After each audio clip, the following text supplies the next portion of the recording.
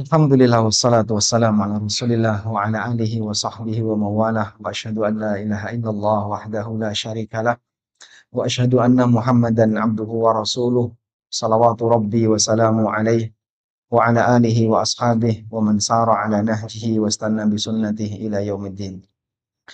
Ada sesuatu yang istimewa kalau kita kumpul di Fanar seperti ini ya. Karena yang hadir barangkali lebih banyak dengan variasi usia yang lebih lebih kompleks. Dari mulai bapak-bapak sampai yang remaja pegang HP di belakang itu juga banyak sekali. Karena saya mohon maaf, barangkali tidak bisa berbahasa Inggris, sementara putra-putri dari Bapak Ibu sekalian, mereka lebih sering mendengarkan yang berbahasa Inggris. Dan tadi sudah ada peringatan dari Ustadz Syukron, khusus yang membawa anak-anak, diapain Ustadz? Di mode silent atau dinonaktifkan? Tapi jangan dimatikan. Tayyip. Berbicara tentang ANB Channel. Jadi ANB Channel sendiri, ANB itu kepanjangan dari Ayo Ngaji Bareng.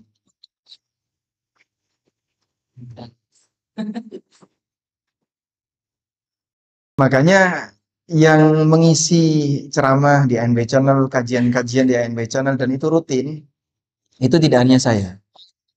Ada kurang lebih 5 atau 6 asatidah yang mereka kami undang untuk ikut serta dalam meramaikan program di ANB Channel. Dan Alhamdulillah Ustadz, sebenarnya saya sendiri tidak punya cita-cita untuk punya channel seperti ini. Pada waktu kita bikin channel di YouTube, itu yang subscribe cuman berapa orang gitu. Akhirnya ada sebagian yang mengusulkan buat saja channel dengan singkatan ANB Channel. Terus biar nanti bisa apa istilahnya jadi official, harus minimal kan 1.000 ya. Itu langsung ditawarkan di banyak grup. Alhamdulillah dalam waktu singkat bisa terkumpul 1.000 subscriber. Nah, setelah jadi official, kita kembangkan terus. Alhamdulillah kurang lebih dalam waktu 3 tahun kita sudah 0 donasi. Karena kami sendiri juga punya beberapa program untuk unit usaha yang mendukung kegiatan dakwah, yang supporting unit seperti ANB Store, kemudian Umroh bareng ANB, lalu ada ANB Academy, termasuk diantaranya adalah Sekolah Muamalah ANB, platform-platform belajar online yang kita sediakan tapi berbayar. Melalui hasil itu kita bisa gunakan untuk operasional sehingga di ANB Channel 0 donasi. Mungkin kurang lebih sudah 2 tahun ya, 0 donasi. Nah, kita buka donasi itu hanya untuk wakaf pembangunan gedung saja. Gedung studio ANB yang lokasinya berhimpit dengan rumah saya. Alhamdulillah kita mendapatkan tanah yang cukup murah karena di area situ ditakuti masyarakat. Sebelahnya kuburan. Makanya kalau misalnya ada jamaah yang berkunjung ke studio ANB, itu sekaligus bisa ziarah kubur. Begitu buka jendela sudah kuburan. Allah Alam. Jadi ini kan karena tadi ini apa bisa siapa aja yang masuk di situ saja. Nah, Yang ngisi di ANB channel. Kira-kira bisa buka cabang di Qatar nggak dari? Masya Allah. Nah, untuk ANB sendiri punya komitmen nggak buka cabang. Oh, Cuman kalau ada teman-teman Qatar yang barangkali kemarin kita sempat bikin program berbahasa Inggris.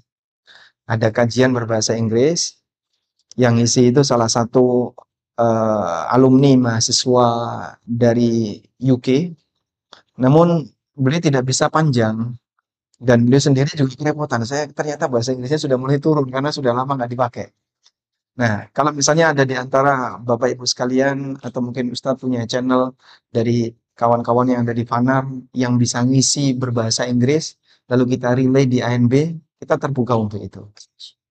Insya Allah ini banyak sekali nih calon-calon ini termasuk anak-anak yang panitia ini. Nah, mudah-mudahan Yang jurusan bahasa Inggris Ustaz. jurusan bahasa Inggris. Nah, tinggal nanti mungkin membaca syarah Arba'in Nawawi karena sebelumnya dia bahas tentang syarah Arba'in Nawawi berbahasa Inggris. Gitu. Berarti ini nih siap-siap biar bermanfaat bahasa Inggrisnya. Jadi mungkin ada teman-teman tuh semacam itu, apa aku belajar bahasa Inggris, apa namanya cuma bahasa Inggris, belajar agamanya seperti apa? Ternyata seperti ini bisa dimanfaatkan untuk putra materinya sekalian, sekalian nanti yang memang punya kemampuan berbahasa Inggris bagus, mungkin bisa dimotivasi untuk menerjemahkan atau apa. Mungkin bisa, Insya Allah. saya aja susah ngomong bahasa Inggris. Insya Allah. Saya bisa, insya Allah ta'ala, bisa insya Allah bismillah. Tema kita pada siang hari ini insya Allah Ustaz, tentang pentingnya berjuang dan beramal sampai hari hayat. Sebelum ini subhanallah, tema ini luar biasa. Berjuang itu ininya para nabi. Apa-apa kerjanya para nabi. Ini luar biasa. Jadi memotivasi kita semuanya.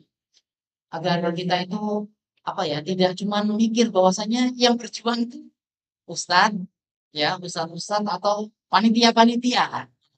Tapi ini mungkin bisa memotivasi kita semuanya. Misalnya kita juga bisa berjuang. Jadi berjuangnya itu seperti apa? Seperti itu. Dan kita tahu bahwasanya berjuang itu memang apa namanya pekerjaannya para nabi. Nah di sini maksudnya berjuang di sini sampai akhir hayat itu maksudnya seperti apa Ustaz? Ya. Terus apakah yang ini nih yang kan kalau kita lihat Ustaz masih muda. Sekarang ini muncul-muncul Ustaz muda itu cepat sekali. Ya ininya apa? Viralnya cepat. Nah ini yang umur 60 plus plus nih yang mungkin sebagian ini nih apa mereka masih dapat Ustaz? Jazakallah khairan. Ini coba dijelasin. Baik, kalau berbicara tentang berjuang hingga akhir hayat, ya. Makna akhir hayat atau sampai di penghujung umur. Bicara akhir hayat, penghujung umur. Sebenarnya yang dimaksud penghujung umur itu usia berapa? Kita tidak ada satupun yang tahu kapan kita mati. Sehingga yang ada di sini tidak ada yang bisa jamin kalau dia akan bisa bertahan hidup sekian waktu ke depan. Anggaplah misalnya yang ada di sini, yang paling muda di belakang usia berapa yang megang HP ini? Usia berapa, Mas? Iya, usia berapa? 21 tahun, Masya Allah. 21 tahun. Kira-kira kurang berapa hari lagi? Baik, yang paling senior. Pak Ci usia berapa, Pak Ci? Oh, paling muda lagi. Masya Allah. Usia berapa, Pak Ci? 5, 57. 57 itu kurang berapa tahun lagi, Pak Ci? Baik. Pernah nggak Anda melihat kuburan yang bertuliskan khusus 60 ke atas? Ada? Tidak ada. Kita tidak pernah melihat ada pemakaman yang dikasih tulisan khusus 60 ke atas, khusus 70 plus, tidak ada. Artinya, di semua usia, manusia punya hak untuk masuk ke sana. Punya peluang yang sama. Maka berbicara sisa usia itu sebenarnya kayak gimana, Pak? Sisa usia adalah apa yang saat ini kita jalani. Sehingga sekarang saya berada di sisa usia saya. Ustadz Syukron juga berada di sisa usia beliau. Bapak Ibu sekalian juga sedang berada di sisa usianya. Maka kalau kita sedang dimotivasi, kamu harus beramal di sisa usiamu. Jangan berpikir 60 ke atas, 70 ke atas, atau ketika sudah senior. Tidak. Siapapun kita, hakikatnya sedang menjalani sisa usia. Berapapun usianya. Oleh karena itu, kalau kita ingin menjadi orang yang sukses di sisa usia, berarti yang kita upayakan adalah bagaimana agar kita dalam keadaan husnul khatimah saat maut itu menjemput. Bagaimana kita bisa menjadi manusia yang mendapatkan husnul khatimah saat kita wafat. Dan yang namanya husnul khatimah tentu saja dipersiapkan dari proses kehidupan yang dilakukan oleh manusia.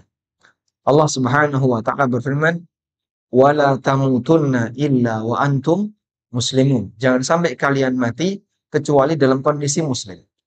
Al-Hafidz Ibnu Katsir ketika beliau menafsirkan ayat ini, beliau membawakan sebuah kaidah. Man 'asha 'ala syai' mata 'alaih. Wa man mata 'ala syai' bu'itsa 'alaih.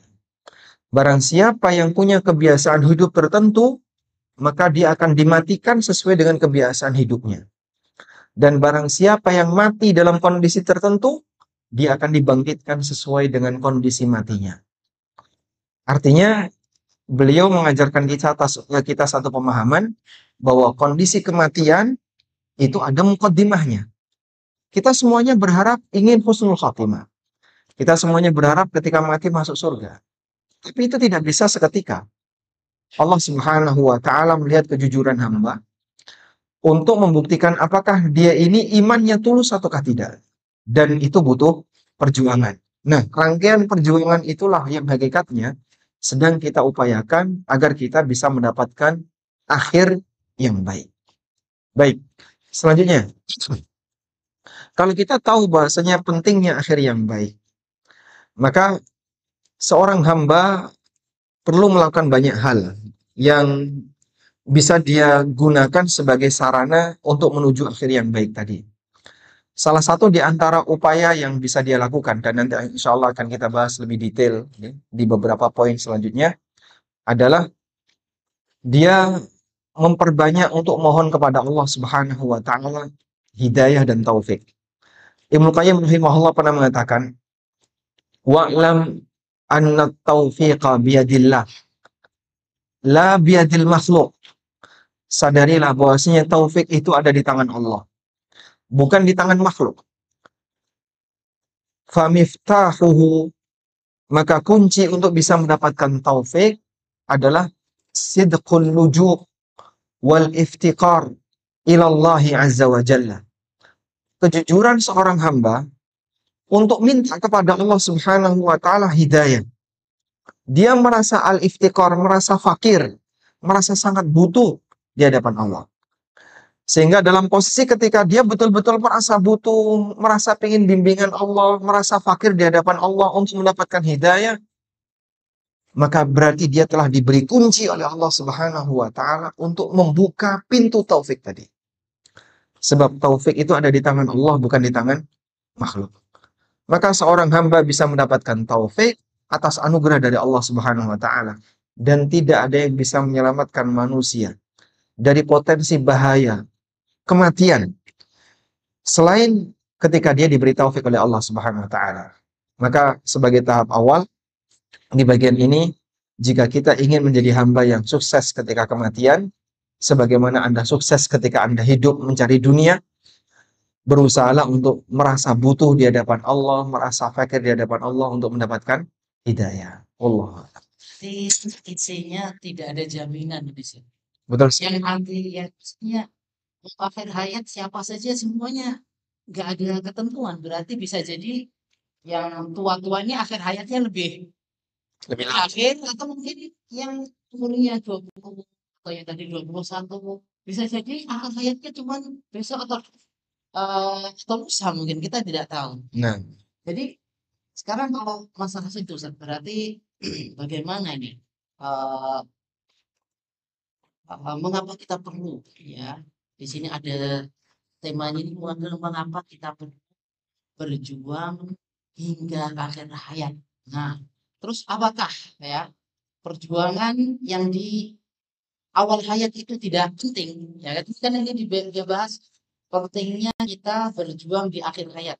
Kemudian yang berjuang di awal hayat ini bagaimana statusnya? jadi kenapa kita perlu penekanan berkaitan dengan perjuangan di akhir hayat? Karena kalau kita perhatikan begini, cara Allah Subhanahu wa Ta'ala dalam menghisap hamba itu berbeda antara di dunia dengan di akhirat. Kalau di akhirat, penentu keberhasilan itu ditentukan oleh bagian awal. Saya ulang ya, ketika di akhirat, keberhasilan ditentukan oleh hisab di bagian awal. Maksudnya gimana, Pak? Kalau hisabnya di awal baik, maka semua dianggap baik. Kemarin sudah kita bahas waktu di Izgawa tentang pentingnya menjaga sholat wajib. Nabi Shallallahu Alaihi Wasallam pernah mengatakan, "Awwalu ma yuhasabuhu bihil abdu min amalihi yaumal qiyamah as-salat." Amal pertama yang besok akan dihisap dari seorang hamba di hari kiamat adalah sholatnya. Kalau sholatnya baik, bagaimana Pak? Semua amalnya dianggap baik. Kalau sholatnya buruk, semua amalnya dianggap buruk. Sehingga ketika dihisap di yaumil kiamah, awalannya baik, semuanya dianggap baik.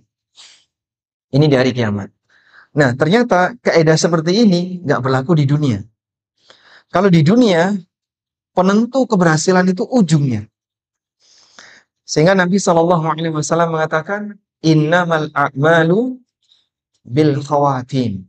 Sesungguhnya amal itu ditentukan oleh khatimahnya, oleh ujungnya. Kalau ujungnya baik, semuanya dianggap baik. Dan sebaliknya, ketika ujungnya buruk, semuanya dianggap buruk.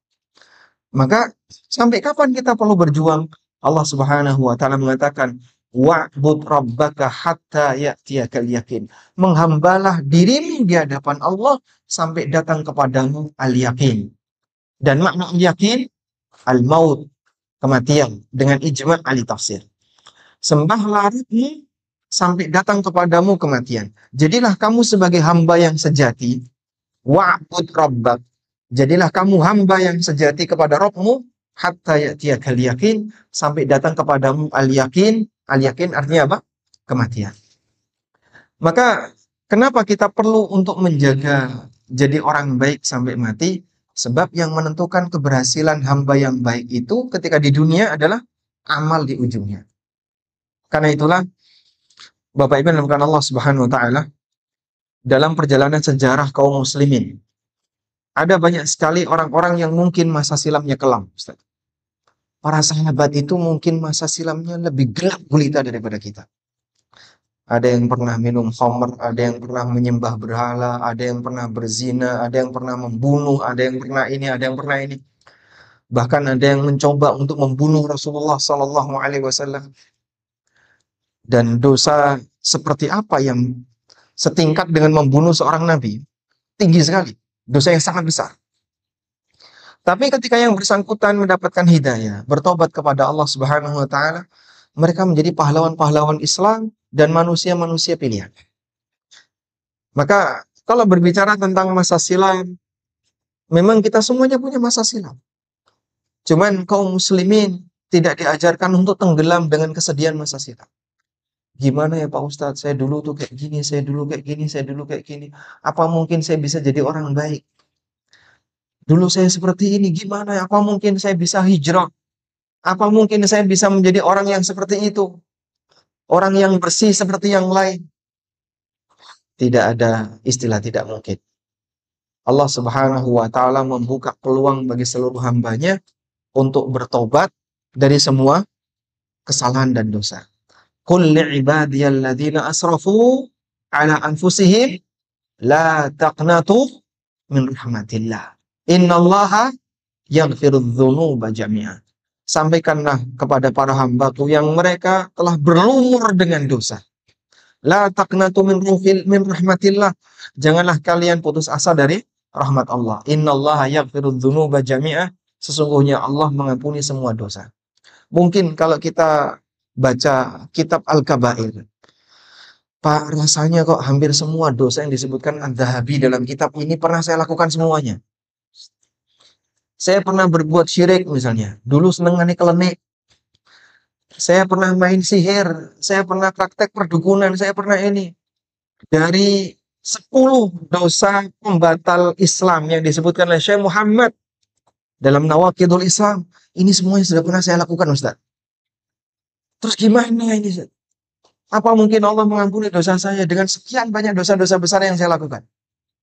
Sehingga dari daftar dosa-dosa besar itu, mungkin di antara kita ketika membaca buku itu, ini udah pernah saya lakukan. Ini pernah saya lakukan. Ini pernah saya lakukan. Terus, berarti kotor banget saya ini.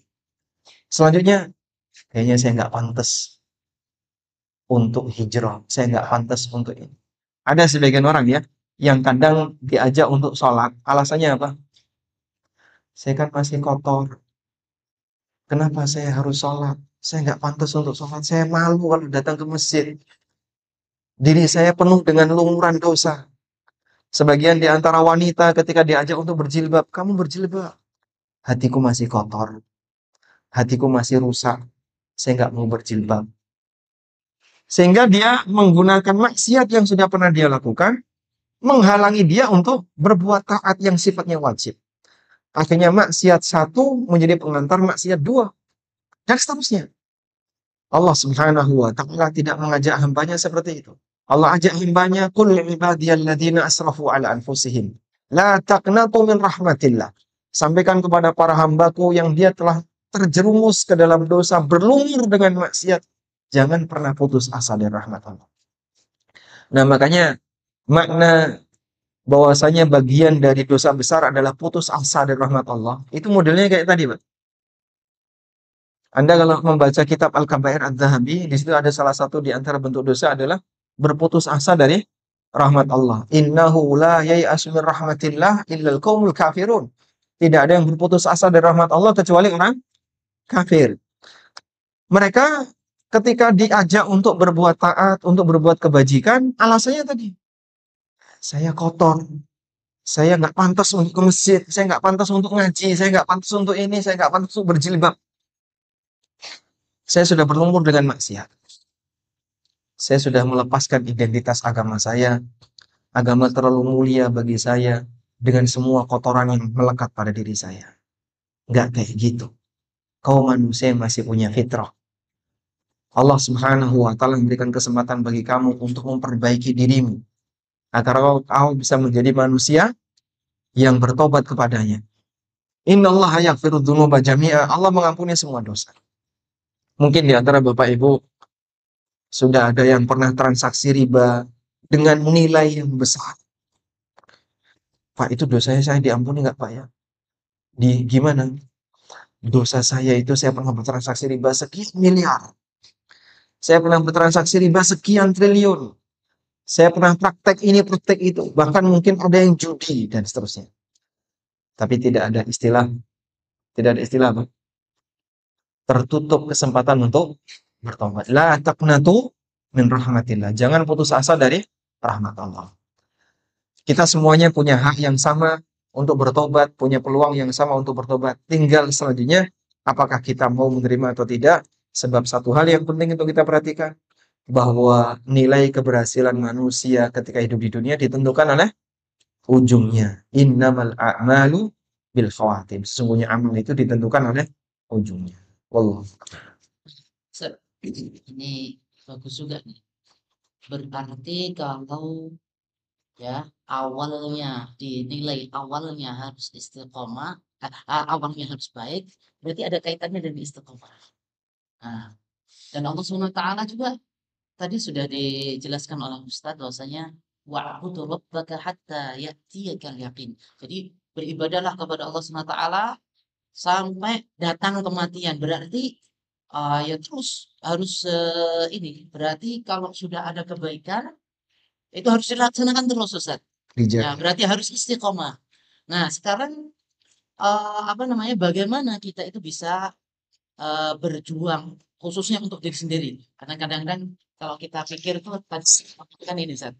Berjuang itu seakan-akan berjuang untuk orang lain. Tapi ternyata dari sini Anda pahami berjuang untuk diri kita sendiri karena kita juhud juga kita ketika untuk beramal saleh.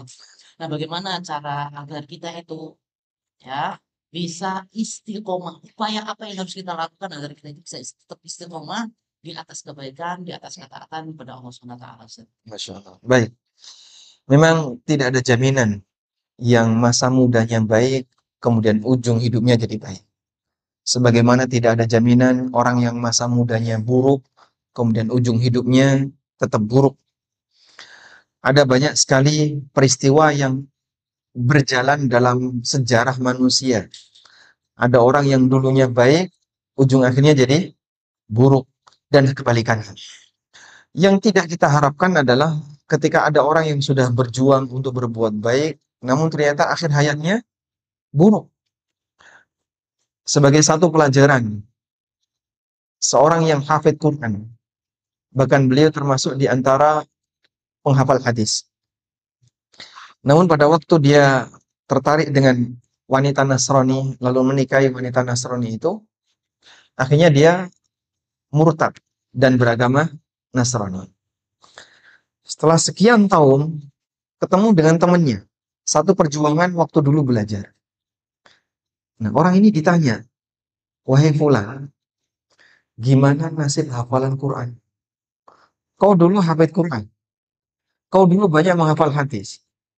Terus nasib hafalanmu sekarang kayak apa? Karena dia sudah bertahun-tahun murtad. Lalu dia bilang seperti ini.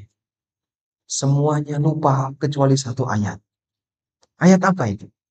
Ayat itu, Rubama yawaddul ladina kafaru law kanu muslimin. Ayat itu berbunyi, Rubama yawaddul ladina kafaru law kanu muslimin. Kecuali satu ayat ini. Jadi Fatihah saja lupa. Qul huwallahu ahad lupa. Inna a'tainakal kautsar yang Anda baca sambil ngantuk bukan salah, orang ini lupa. Yang teringat Allah pertahankan dalam memori dia, Rubama yawaddul ladzina kafaru law kanu muslimin. Akan datang satu masa di mana orang kafir berangan-angan, andaikan dulu saya jadi orang muslim. Seolah-olah ayat ini kan menampar diri. Lah terus kenapa kamu malah meninggalkan Islam? Satu ayat itu yang dipertahankan oleh Allah Subhanahu wa taala. Nah, ini salah satu di antara bukti. Bisa jadi ada orang yang awalnya Masya Allah penghafal Quran ini dan seterusnya ada banyak kelebihan, namun kemudian akhir hayatnya karena tidak dijaga oleh Allah Ta'ala yang bersangkutan malah meninggalkan Islam. Satu cerita yang mungkin ma'ruf ya, yang berkaitan dengan tokoh besar yang menulis buku judulnya As-Sira' Bainal Islam wal Wathaniyah. 2 jilid buku ini ya. Buku ini dipuji oleh para ulama sampai sebagian ulama mengatakan laqad ishtara bi kitabil jannah. Penulis buku ini telah membeli surga dengan kitabnya. Dia telah membeli surga dengan kitabnya. Siapa nama penulis buku ini? Abdullah Al-Qasimi. Saking bagusnya buku ini karena dia membantah para kuburiyun. Kemudian orang-orang yang menyembah wali-wali tertentu yang itu merupakan budaya-budaya paganisme. Kenapa dipertahankan dalam syariat Islam?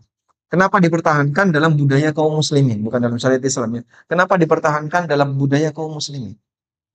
Dengan menggunakan alasan yang sangat logis. Jadi kalau pakai alasan pendekatan dalil mungkin nggak diterima. Nah beliau, Abdullah Al-Qasimi ini, lebih banyak menggunakan silogisme ketika menjelaskan itu. Tapi apa yang terjadi? Karena orangnya memang suka pakai logika. Lama-kelamaan dia jadi ateis. Dan mati dalam keadaan berposisi sebagai ateis. Tidak jauh dari zaman kita. Padahal dia tokoh besar yang sampai dipuji oleh para ulama. Dan buku itu masih dijadikan referensi. Masih ada. Walaupun penulisnya jadi ateis. Maka Bapak Ibu bukan Allah Subhanahu wa taala, ini salah satu di antara bukti bahwa kondisi akhir hayat yang dialami oleh seorang hamba tidak ada yang bisa menjamin. Ada satu cerita Ustaz. Ini pernah diceritakan oleh Al-Qurtubi dalam kitab At-Tadhkirah. Ada seorang yang menjelang wafat. Dia dikerumuni oleh teman-temannya untuk ditalkin. Ya, sebagaimana umumnya kita ya, kalau ada orang yang mau mati, didatangi, dikerumuni oleh beberapa orang untuk ditalkin. Nah, saat dia ditalkin, Qul la ilaha illallah. Tiba-tiba dia emosi dan mengatakan, ilaika anni, ilaika anna. Menjauh dariku, menjauh dariku. Jangan di sini, menjauh, menjauh. Semuanya disuruh bubar. Padahal ini tokoh. Dia ini ulama. Tiba-tiba setelah dia ditalkin la ilaha illallah, ilaika anni, bubar di sini. Jangan ada di sini. Lalu gak sadar. Nah, ketika orangnya sadar, ditanya, tadi kamu itu ditalkin. Kenapa kok malah ngusir? Terus dia bilang, datang 2 sosok setan berubah wujud jadi bapak dan ibuku. Dia nyadar kalau itu setan. Yang datang sebagai sosok bapak, dia bilang, mut Yahudiyan, fa innahu khairul adyan. Kamu mati jadi Yahudi saja. Karena Yahudi itu agama terbaik. Jadi wajah bapak ibunya itu tiba-tiba datang di hadapannya. Dan itu setan. Yang berubah jadi wajah bapak dan ibunya. Mungkin bapak ibu pernah melihat ada orang yang menjelang mati terus tiba-tiba dia bilang, aku kok ketemu ini, aku ketemu ini, ketemu ini. Ketemu siapa, Pak? Ketemu siapa? Leluhurnya yang sudah meninggal. Ketemu simbah ini, ketemu kakek ini, ketemu nenek ini. Ketemu leluhurnya yang sudah meninggal. Wallahu a'lam. Sebelum peristiwa istihdhar, bisa jadi mereka yang mau mati ditampakkan oleh Allah Subhanahu wa taala sesuatu yang tidak bisa dilihat manusia biasa. Mungkin saja itu setan. Yang diusir ya ada di sekitarnya orang-orang yang mau mentalkinnya. Diminta untuk membaca la ilaha illallah malah diusir. Barulah ternyata mereka sadar, ternyata orang ini sedang mengusir setan. Coba, kira-kira yang bisa menolong dalam peristiwa seperti itu siapa, Pak? Kalau bukan Allah Subhanahu wa taala. Kejadian yang pernah dialami oleh Imam Ahmad. Mungkin sebagian di antara Bapak Ibu sudah pernah mendengar ini. Sudah pernah mendengar belum cerita itu? Belum saya ceritakan ya. Iya. Jadi Imam Ahmad rahimahullah ketika beliau sakit parah, kemudian ditemani oleh anak-anaknya, beliau mengatakan, teriak-teriak, la budun, enggak, masih jauh, tidak, masih jauh. Lalu beliau enggak sadar. Nah, ketika beliau sadar, bangun dari istirahatnya, mungkin bangun tidur, atau mungkin sempat pingsan, anaknya tanya, bapak tadi kok tiba-tiba teriak, la budun, enggak, masih jauh, masih jauh. Ada apa? Beliau rahimahullah kemudian cerita, iblis datang kepadaku. Lalu dia bilang, ya Aba Abdillah, futtani, wahai Abu Abdillah, wahai Imam Ahmad, aku kalah sama kamu. Aku kalah sama kamu. Futtani, aku kalah sama kamu. Maksudnya gimana itu? Biar ujub. Sehingga Imam Ahmad kalau digoda, mati Yahudi, gak mempan. Ayo jadi Nasrani, mana mungkin beliau bersedia. Maka iblis mengambil peluang, gimana caranya untuk ngajak orang ini jadi sesat. Kalau cuma ditawari untuk pindah agama, tidak mungkin. Maka iblis datang dengan mengatakan, ya Aba Abdillah, futtani. Wahai Abu Abdillah, aku kalah sama kamu. Aku tidak berhasil untuk menggoda kamu. Agar beliau ujub. Dalam posisi itu, beliau rahimahullah mengatakan, lah, masih jauh. Saya nggak kayak gitu kok, saya nggak kayak gitu. Itu kalau kita gimana, Pak?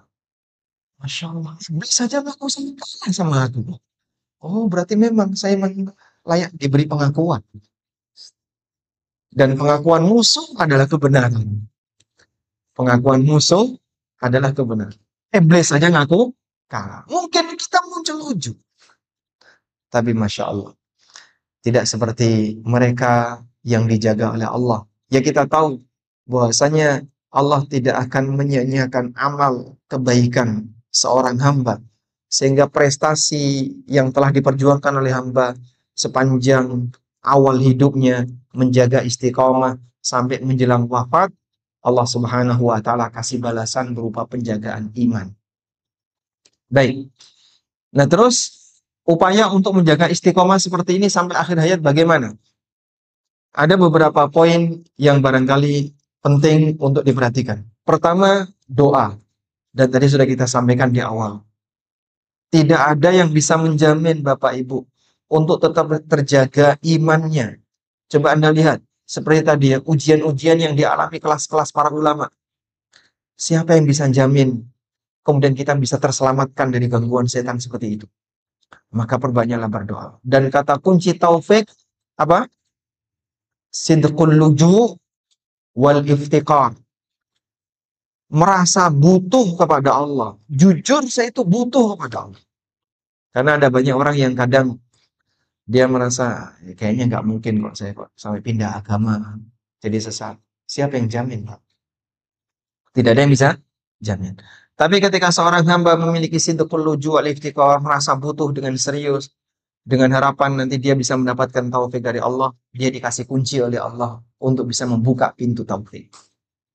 Yang kedua, setelah berdoa adalah selalu berkomitmen untuk mendengar ilmu. Kenapa, Pak? Karena Allah Subhanahu wa taala menyebutkan dalam Al-Qur'an, para sahabat itu terjaga imannya dan terjaga dari kesesatan sepanjang mereka bersanding dengan ilmu. Allah Ta'ala berfirman, "Wa kaifa takfuruna wa antum tutla 'alaikum ayatullah wa fiikum rasul." Bagaimana mungkin kalian akan jadi kafir? Wa antum tutla 'alaikum ayatullah. Sementara ayat-ayat Allah dibacakan untuk kalian. Sementara materi agama masih kalian dengar. Wa fiikum rasul, dan di tengah kalian ada utusan Allah, ada yang ngajari kalian. Sehingga ayat ini menjelaskan Allah memberi jaminan bagi para sahabat tidak akan tersesat selama ada guru dan mereka ikut kajian gurunya. Ada Rasulullah SAW dan ada kitabullah yang mereka baca. Wa fiikum rasul. Maka di antara cara untuk menjaga istiqomah adalah selalu bergabung dengan forum kajian. Karena jamaah, yang namanya ilmu kalau tidak diulang mengalami peluruhan. Dia akan meluruh turun sampai akhirnya hilang. Sehingga perlu diulang. Dan dengan mendengar kita seperti ngecas. Ngecas apa? Iman. Makanya Mu'ad bin Jabal ketika beliau ngajak orang untuk kajian, apa yang dikatakan oleh Mu'ad? Haya nu'minu sa'atan. Mari kita ngecas iman sesaat. Sehingga kalau Bapak Ibu ditanya, di mana aku bisa dapat peningkatan iman? Silakan Anda datang ke majelis ilmu. Di majelis ilmu, Anda bisa ngecas iman. Untuk ngecas iman, Anda datang ke majelis ilmu. Mendengarkan Al-Quran dan hadis, itu akan memberikan nutrisi bagi batin. Baik, yang ketiga, jangan sampai salah pilih komunitas. Pengaruh teman itu sangat besar dalam kehidupan. Maka ada ungkapan as-sahibu sahib, yang namanya teman itu bisa nyeret. Sebagaimana teman bisa nyeret orang ke neraka, teman juga bisa nyeret orang ke surga. Dan ada banyak orang yang mereka menjadi baik gara-gara teman. Sebagaimana pula ada banyak orang yang jadi jahat gara-gara teman. Terutama teman yang satu kamar, Pak, yang selalu berinteraksi dengan Anda. Hidup ini ada dua kemungkinan. Antara Anda dipengaruhi atau Anda mempengaruhi. Nah, kalau Bapak-bapak misalnya sudah merasa, Alhamdulillah, saya sudah punya pemahaman akidah yang benar, yang lurus. Sudah merasa bisa menata diri dengan baik, kasih pengaruh istrinya. Ibu-ibu juga sama. Sudah merasa punya ilmu yang baik, yang cukup, kasih pengaruh suaminya.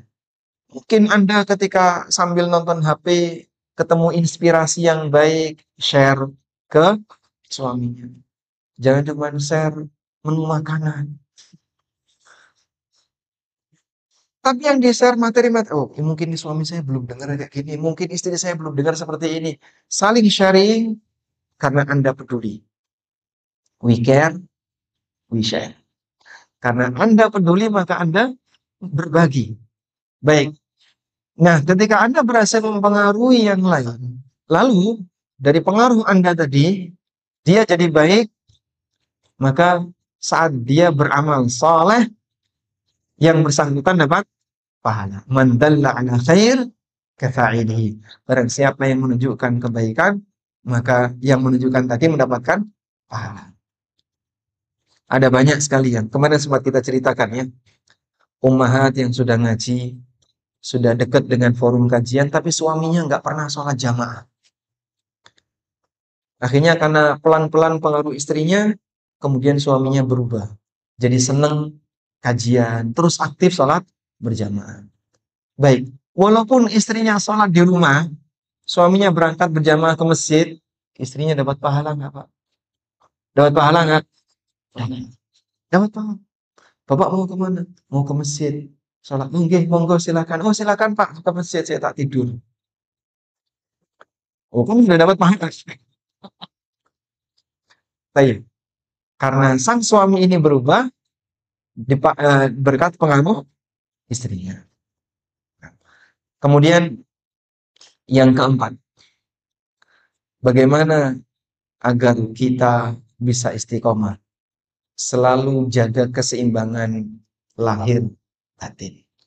Apa yang tampak dan yang tersembunyi itu sama.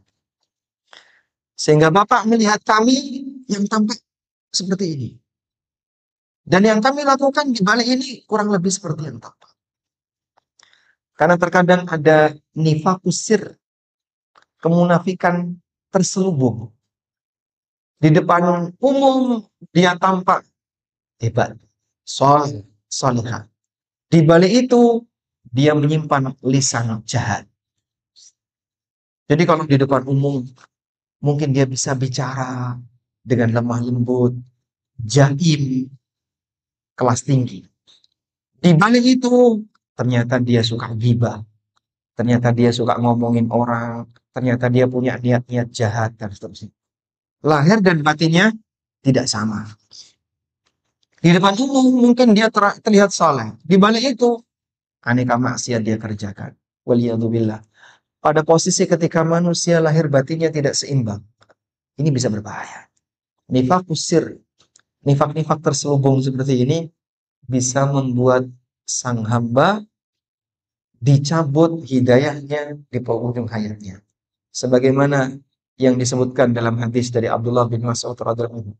Nabi SAW pernah mengatakan, wa innal abda la ya'malu bi'amali ahli jannah hatta ma yakunu bainahu wa bainaha illa dzira'. Ada hamba yang dia melakukan amalan penduduk surga sampai jarak dia dengan ke surga tinggal berapa, Pak? Jarak dia dengan surga tinggal berapa? Satu hasta. Yang ditafsirkan oleh Imam Ibnu Utsaimin, dia beramal sebagaimana amalan penduduk surga sampai jarak dia dengan surga satu hasta, maksudnya mendekati kematian. Kematian tinggal satu hasta. Fayasbiqu alaihil kitab. Tapi takdir telah mendahulunya.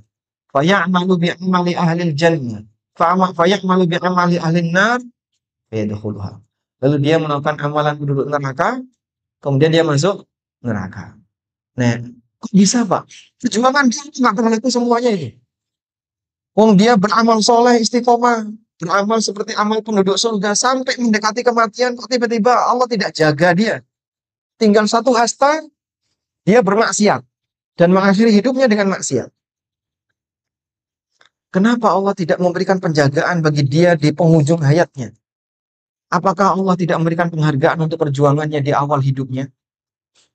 Nah, ada sebuah tafsir yang disampaikan oleh Imam Ibnu Utsaimin. Disebutkan dalam riwayat yang lain, orang ini beda lahir batin. Dalam riwayat itu dinyatakan, wa innal abda la ya'malu bi'amali ahli jannati fima yabdu linnas. Ada hamba yang dia melakukan amalan penduduk surga yang tampak di permukaan masyarakat. Jadi terlihat dia seperti orang saleh, orang hebat, rajin ibadah. Tapi di balik itu dia punya amal rahasia yang isinya keburukan yang tidak diketahui orang.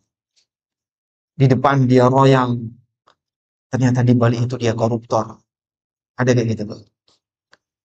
Di depan mungkin dia royal, dia nyumbang. Dari mana sumber hartanya? Orang nggak tahu. Berpikirnya masyarakat, oh dia kan punya usaha kaya. Oh ternyata di balik itu dia ternyata banyak mengambil dana orang. Di depan kelihatan soleh, tapi di belakang dia mungkin tontonannya nggak karuan. Nah, ketidakseimbangan seperti ini, fima yabdulin nas, tampak di permukaan dia seperti orang baik, Allah Subhanahu wa taala kemudian tampakkan di penghujung ayatnya. Inilah sejatinya orang tersebut. Waliyadzubillah. Maka menjaga istiqomah dengan beberapa poin tadi butuh perjuangan dan berat ya. Sehingga kita perlu banyak mohon pertolongan kepada Allah agar selalu dijadikan sebagai orang baik lahir maupun batin kita. Allahumma ati anfusana taqwaha wa zakkiha anta khairu man zakkaha anta waliyuha wa maulaha. Nah, Barakallahu fiik. Tapi Ustaz, ini ada yang dari kalimat antum tuh ada sesuatu yang bagi ada tuh dalam Ustaz. insyaallah dalamnya nih. Ini kalau Imam Ahmad dan imam-imam yang lainnya menjaga keimanan untuk istiqomah saja dipuji seperti itu Ustaz. Subhanallah, bagaimana dengan kami ini?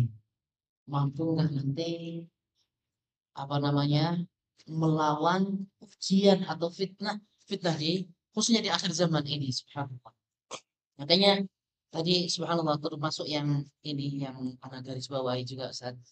Ya memang penting sekali itu seperti yang untuk sampaikan tadi, kita itu selalu menjaga keimanan.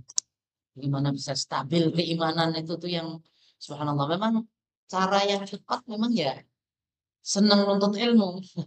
Itu seperti yang ini tadi apa ALB tadi apa tadi ayo ngaji bareng itu memang betul pas banget di sini. Jadi bagaimana kita itu bisa istiqomah salah satunya dengan eh, tetap menuntut ilmu. Ya, semoga saja kita istiqomah tetap berdoa terus lah kita biar tetap istiqomah sampai kalau kita lihat dari kisah-kisah tadi juga Ustaz, eh jadi lingkungan itu juga sangat penting. Betapa banyak sekarang ini yang kita dengarlah yang baik yang viral yang enggak viral gitu. Seseorang itu bisa tersesat atau mungkin keluar dari hidayah itu karena pasangannya gitu. Jadi tadi kalau apa namanya istrinya Nasrani sampai lupa semuanya. Jadi kalau apa-apa alhamdulillah ini ya saya juga ini nasihat juga untuk pribadi anak. Kalau punya pendamping dan ibu-ibu ini, kalau sudah punya pendamping, mau ngaji bareng, wah berarti sudah nikmati sesat. Masya Allah. Betul San. Apalagi bapak-bapaknya juga soleh, terus istrinya juga soleha, berarti itu masya Allah. Berarti makin banyak istri ujiannya makin berat. Betul. Ah, Yang mempengaruhi jadi makin banyak. nah, itu Kok tergantung paling tergantung. Langsung berikutnya San. Kita tanya San ini. Ya, San. Ustaz, ini kan amalan di penghujung usia, khususnya yang sudah lanjut usia, yang sudah 57 nih, Ustaz. Nah, kira-kira amalan apa yang afdol untuk kita ini? Berarti kan kita semua juga ini nggak tahu penghujung usia nih ya, kita kapan kita nggak tahu juga. Tapi kira-kira apa yang afdol, amalan yang paling bagus untuk kita semua untuk akhir hayat kita baik itu apa kira-kira Ustaz? nah, baik. Mungkin sekarang kita pindah scene, Ustaz. Kalau tadi berkaitan dengan pengantar istiqomah, sekarang penekanannya adalah bagi mereka yang sudah merasa seolah-olah dia di ujung usia. Barangkali pembicaraan kita untuk yang sudah usia 60-an ke atas, 50-an ke atas, yang sudah merasa kayaknya kematian sudah dekat dengan saya. Karena eh, apa ya, menyadari akan hal ini itu bagian dari motivasi yang diberikan dalam syariat kita. Baik, ada penekanan tertentu yang perlu dilakukan bagi mereka yang sudah merasa saya sudah senior. Bagi mereka yang sudah merasa saya sudah berada di bagian akhir dari kehidupan. Yang pertama, amalan penting untuk dilakukan bagi mereka yang sudah berada di ujung-ujung usia adalah memperbanyak istighfar. Mohon ampun kepada Allah Subhanahu wa taala. Kita diajarkan untuk setiap mengakhiri amalan apapun dengan istighfar. Selesai sholat, Bapak Ibu diajarkan baca apa? Istighfar. Sebagaimana yang disebutkan dalam hadis dari Thauban. Karena Nabi sallallahu alaihi wasallam idan sarafa min sholati istaghfara thalathan. Nabi SAW kalau selesai sholat, beliau beristighfar 3 kali. Sehingga selesai sholat, kita beristighfar. Allah Subhanahu wa Ta'ala mengajarkan orang selesai haji untuk banyak istighfar. Tsumma afidhu min haitsu afadhan nas wastaghfirullah. Kemudian bertolaklah kalian sebagaimana masyarakat bertolak. Wastaghfirullah, dan perbanyaklah beristighfar kepada Allah. Demikian pula ketika kita mengakhiri majelis ilmu, kita dianjurkan membaca doa kafaratul majlis yang isinya adalah istighfar. Subhanakallahumma wa bihamdika asyhadu an la ilaha illa anta astaghfiruka wa atubu ilaik. Demikian pula Nabi sallallahu alaihi wasallam menjelang wafat beliau, Allah Subhanahu wa Ta'ala perintahkan beliau untuk banyak istighfar. Sebagaimana perintah yang Allah sebutkan di surat An-Nasr. Surat An-Nasr itu bunyinya kayak gimana, Pak? Surat An-Nasr. Surat An-Nasr. Ya. Surat An-Nasr. Siapa tahu dapat hadiah. Masya Allah, Pak. Bukan Wan Nasr, bukan ya? Dapat hadiah udah ya? Nah, kita kasih hadiah. Hadiahnya adalah apa ini?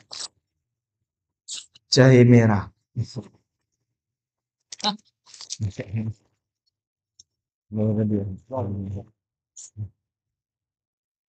Siapkan sini saja. Ya, nanti boleh diambil. Biar murah hadiahnya. Gajinya biar gede. Waktu lagi biar Di bagian akhir dari surat An-Nasr, Allah berfirman bagaimana? Fasabbih bihamdi rabbika astaghfir. Innahu kana tawwaba. Ibnu Abbas ketika ditanya tentang tafsir dari ayat ini, ma ra'yuka ya Ibnu Abbas bi idza jaa nasrullahi wal fath. Umar bertanya kepada Ibnu Abbas tentang tafsir dari surat ini. Apa kata Ibnu Abbas? Tilka qurbu ajalin Nabi sallallahu alaihi wasallam. Surat ini menandakan dekatnya ajal Rasulullah sallallahu alaihi wasallam. Apa hubungannya surat An-Nasr menunjukkan dekatnya ajal Nabi sallallahu alaihi wasallam? Padahal dari ayat pertama sampai ayat yang terakhir nggak ada, Pak, berita tentang itu. Tapi Ibnu Abbas kenapa bisa menyimpulkan demikian? Penjelasannya, karena ketika Nabi SAW sudah berhasil menaklukkan daerah asalnya dan masyarakat semuanya yang ada di sekitar beliau sudah masuk Islam, berarti tugas beliau sudah selesai. Kalau tugasnya sudah selesai, maka beliau akan pensiun. Kalau pensiun, pensiunnya Nabi adalah kematian. Dan menjelang wafatnya, Allah Subhanahu wa Ta'ala perintahkan beliau SAW untuk mengatakan, fasabbih bihamdi rabbika wastaghfir. Perbanyaklah bertasbih dengan memuji Allah dan perbanyaklah istighfar. Sehingga beliau ketika rukuk dan sujud membaca apa? Setelah turun surat ini. Subhanakallahumma rabbana wa bihamdika Allahumma gfirli. Karena Nabi sallallahu alaihi wasallam, kata Aisyah radhiyallahu anha, Nabi sallallahu alaihi wasallam memperbanyak membaca subhanakallahumma rabbana wa bihamdika Allahumma gfirli inda ruku'ihi wa sujudihi yu'awwilul Qur'an. Nabi sallallahu alaihi wasallam ketika rukuk dan sujud, dari sisi usia, ya walaupun kita tidak tahu, nggak ada jaminan yang lebih tua nanti akan meninggal lebih cepat. Namun kesadaran seperti itu muncul dan perbanyak istighfar. Ini amalan prioritas yang pertama. Yang kedua, kalau sudah merasa senior, sebaiknya lebih banyak fokus untuk kegiatan pribadi. Dan tidak perlu banyak ngurusi urusan masyarakat. Mohon maaf ya, ini barangkali fenomena power syndrome. Ada orang yang dulu ketika di perusahaan, dia punya jabatan. Jadi direktur atau jadi manajer. Kemudian pensiun. Usia sekian, pensiun. Udah, tinggallah di sebuah kampung. Nah, karena beliau sudah nggak punya jabatan di kantor, tinggal sekarang dirumahkan. Akhirnya dia mengusulkan jadi ketua RW. Nggak ada yang milih. Usul jadi ketua RT, udah nggak dipakai. Pak, wis tua, Pak. Bapak istirahat saja, biar yang muda-muda saja yang tampil. Di kantor nggak dipakai, di lingkungan nggak ada yang milih. Yang jadi sasaran, masjid. Akhirnya apa? Memaksakan diri untuk jadi takmir. Kalau bukan itu yang jadi takmir, aku nggak mau nyumbang masjid ini. Masya Allah. Jadi dia pengen tetap saja di depan, pengen selalu di atas, pengen selalu di depan. Dan suka digesekkan dengan orang. Karena kalau dia sudah jadi pemimpin, otomatis kan dia ngurusi banyak orang. Dia pengen selalu di depan. Nah, semangat at-tarkus.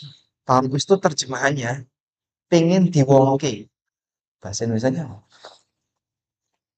Bahasa Melayunya apa? Ingin selalu berada di depan, ingin selalu punya posisi, ingin selalu jadi pemimpin dan seterusnya. Semangat tarkus seperti itu. Ternyata ada banyak orang yang nggak hilang. Karena dia dulu sudah merasa saya selalu berada di atas, dilayani, dihormati, ketemu orang, disambut. Begitu jadi rakyat jelata, dia hilang semua kesempatan untuk itu. Post power syndrome. Nah, kita ajarkan bagi yang sudah lanjut usia, sudahlah Pak, nggak waktunya lagi Bapak harus memperebutkan untuk jadi orang di atas. Ada kalanya Bapak harus sudah pindah ke bawah untuk melihat bahwasanya fokus pada amalan pribadi lebih penting. Ada ibu-ibu ya, beliau suka jadi panitia kajian. Ngurusi kajian ini, ngurusi kajian ini, ngurusi kajian ini. Di usia, kalau nggak salah usianya mendekati 80, 70 sekian. Nah, karena ngurusi jadi panitia kan banyak gesekan katanya. Majelis taklim ini nggak cocok dengan majelis taklim ini, nggak cocok dengan takmir ini, banyak gesekan. Terus ibu ini curhat ke saya.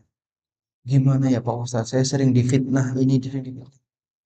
Akhirnya saya cuma ngasih satu saran. Gini saja, kan ibu ini sudah lanjut usianya, sudah 70 sekian. Kalau saya lebih menyarankan ke ibu, tinggalkan semua majelis taklim itu. Jadi ibu jangan jadi panitianya, ikut jadi pesertanya saja. Cuman orang ini kan karena punya karakter sering senang ngurusi, jadi akhirnya sibuk. Ngubungi Ustadz ini, ngubungi ini. Udah tinggalkan saja, ibu fokus dengan amalan pribadi. Karena kalau sudah di lanjut usia, kita sudah harus mempersiapkan diri untuk nyari bekal sebanyak-banyaknya sebagai modal karena kita mau pulang selamanya. Karena kita mau pulang selamanya. Baik, yang ketiga, prioritas amal bagi mereka yang sudah lanjut usia. Yang ketiga adalah hindari semua sengketa dan berupayalah untuk melakukan islah dari semua sengketa yang pernah terjadi sebelumnya, yang mungkin belum selesai. Kenapa, Pak? Ada satu pesan Imam Syafi'i. Bapak Ibu bisa catat pesan ini. Mungkin coba saya catatkan, biar bisa diingat-ingat ya. Imam Syafi'i rahimahullah pernah menyampaikan sebuah pesan. Mau di-share screen? Siap.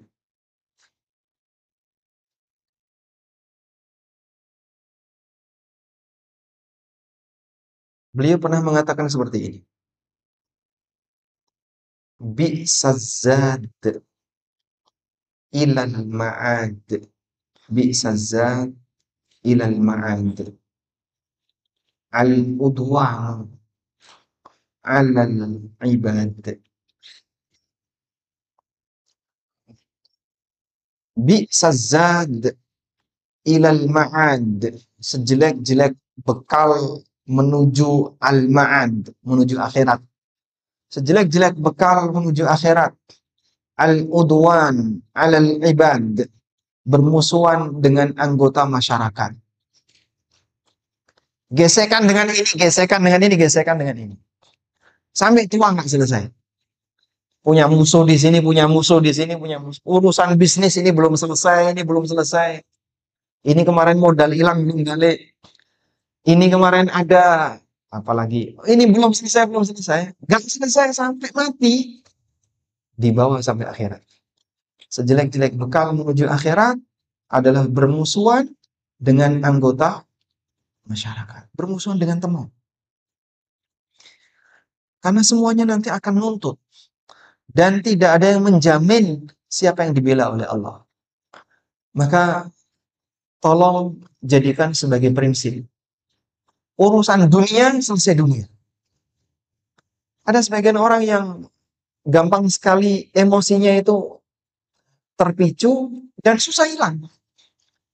Cuman urusan 200.000 rupiah, jamin kamu akan dibela oleh Allah siapa? Sengketa 200.000 rupiah yang belum jelas siapa yang benar, yang menjamin kamu akan dibela oleh Allah siapa? Maka terkadang ada beberapa gesekan-gesekan kecil yang tidak perlu kita perbesar. Sejelek-jelek bekal menuju akhirat adalah bermusuhan dengan anggota masyarakat. Bapak sebentar lagi mau pulang untuk selamanya dan nggak balik lagi.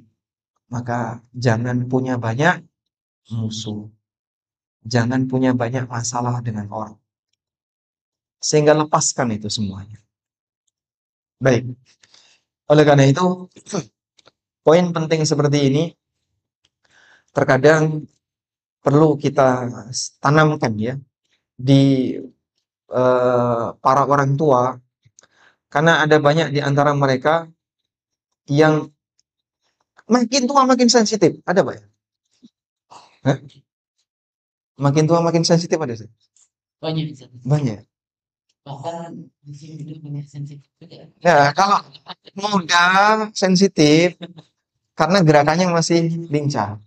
Ini udah tua, makin tua kayak kesenggol dikit emosi, senggol dikit sama istrinya itu nggak sanggup, nggak kuat. Sama bapak itu saya nggak kuat. Dengerin ngomongnya itu. Saya pernah jejer satu pesawat dengan orang yang usianya mungkin 80-an. Sensitif sekali, Ustaz. Kesenggol dikit, wah langsung. Apa itu karena juga kebiasaan, Zat? Ya, Membiasakan diri juga dari sekarang apa ya? Membiasakan diri dari sekarang itu kalau ada apa cepat luluh kata nah, orang Jawa, cepat selesai gitu ya. Ada masalah besar harus cepat selesai. Mungkin ada itu Ustaz ya. Kan ini Masya Allah kalimatnya bisa zat ilal ma'ad al-mudwan ma'ana lima. Subhanallah, ana langsung catat Ustaz. Luar biasa. Bahaya juga ini. ya. Jadi bapak maupun ibu, terutama bapak-bapak kadang ya, makin tua kan makin pengen di atas, makin sensitif. Istrinya salah dikit, langsung diomelin. Anaknya salah, diomelin. Apa ketemu salah dikit, ngerengut, ngomel. Bapak itu sebentar lagi mau hilang. Ada nggak Ustaz ini yang perempuan semakin tua juga semakin sensitif gimana? Ada juga. Jangan-jangan ada ibu-ibu yang Saya belum punya pengalaman. Jadi mungkin perlu di testimoni yang coba Ustadz pilih yang paling tua di sini siapa Ustaz? Itu istrinya makin sensitif itu tidak. Ada yang seperti itu. Makin tua makin sensitif. Apa yang dicari sebenarnya? Sehingga serba salah. Kadang kan ada anak, saya juga bingung juga sama ibu itu. Kayak gini serba salah, ini salah, ngomong ini salah, nggak ngomong salah. Ada kayak gitu Pak? Ada ya? Ngapain makin tua makin sensitif? Yang seharusnya sikap ngalahnya dibuat lebih dominan, tapi yang bersangkutan pengen selalu menang. Sombongnya itu naik. Nah, sombong yang naik tadi, walaupun sudah lemes badannya, sudah ringkih, ototnya, tulangnya, tapi sombongnya nggak hilang. Subhanallah, orang kayak gini dalam bahaya. Sehingga bisa jadi dia selalu diwarnai dengan emosi. Wallahu a'lam. terakhir Ustaz. Ini masih ada waktu. ada dikit lah Ustaz. Mohon ini ada nasihat ulama. Pengen nasihat ulama ya, agar kita perhatian ya untuk persiapan menghadapi kematian. Nah, Ingin nasihat di para ulama. saya teringat satu nasihat. Ini saya tulis juga di buku yang tadi malam sempat kita bahas ya. Judulnya Prinsip Hidupku ini. Ada satu nasihat yang pernah disampaikan oleh Fudail bin Iyad. Nah, coba kita bacakan ini. Fudail bin Iyad rahimahullah, di sini nasihat emas Fudail bin Iyad. Abu Nuaim dalam Hilyatul Auliya menyebutkan sebuah penggalan kisah seorang ulama tabi'in yang bernama Fudail bin Iyad. Kunyahnya Abu Ali rahimahullah. Beliau ketemu dengan orang, sebut saja namanya Bunga. Enggak cocok ya, laki-laki kok Bunga. Sebut saja si A. Lalu Fudail tanya sama si A, "Kamar alaika minas sana?" Berapa usia kamu? Jawab si A, 60 tahun. Kemudian Fudail mengatakan, "Anta tasiru ila rabbika sittina sanatan tushiku in tablugha." Bapak melakukan perjalanan selama 60 tahun menuju Allah, sebentar lagi mau sampai. Baik. Usia berapa, Pak? 58. 68. 58. Bapak melakukan perjalanan menuju Allah selama 58 tahun. Kapan sampai ini? Wallahu a'lam. Sehingga mereka yang diberi oleh Allah usia sekian puluh tahun, hakikatnya dia sedang melakukan perjalanan menuju Allah sesuai dengan usianya. Orang ini ketika menjawab 60 tahun, Anda melakukan perjalanan menuju Allah selama 60 tahun, sebentar lagi mau sampai. Maka orang itu langsung mengucapkan inna lillahi wa inna ilaihi raji'un. Dia langsung beristirja. Fudail bertanya, kamu tahu apa maknanya inna lillahi wa inna ilaihi raji'un? Kemudian Fudail menjelaskan, inna lillah taqulu ana lillah abdun wa ana ilallahi raji'. Aku adalah milik Allah. Maka aku adalah hamba Allah, sehingga aku harus beribadah kepada Allah. Dan aku kembali kepada Allah. Faman alima annahu abdullah wa annahu ilaihi raji'. Kalau siapa yang tahu, siapa yang menyadari bahwasanya dia adalah hamba Allah dan dia akan kembali kepada Allah, falya'lam bi annahu mauqufun, maka dia harus menyadari kalau dia akan berhadapan dengan Allah. Dan siapa yang menyadari dia akan berhadapan dengan Allah, falya'lam bi annahu mas'ul, maka sadarilah kalau dia akan ditanya. Dan siapa yang menyadari kalau dia ditanya, falyu'id lis-su'ali jawaban, siapkan. Bagaimana nasihatnya Fudail? Boleh dicatat, Pak ya? Coba saya catatkan, Pak. Fudail ngasih nasihat, tuhsin fima baqiya yughfar laka ma madha wa ma baqiya. Berbuat baiklah di sisa usiamu. Niscaya engkau akan diampuni untuk dosamu di masa silam dan dosamu di sisa usiamu. Fa innaka in asakta fima baqiya ukhitta bima madha wa ma baqiya. Karena kalau kau masih bertahan dalam keburukan di sisa usiamu, kau akan dihukum, kau akan diazab untuk dosamu di masa silam dan dosamu di sisa usia.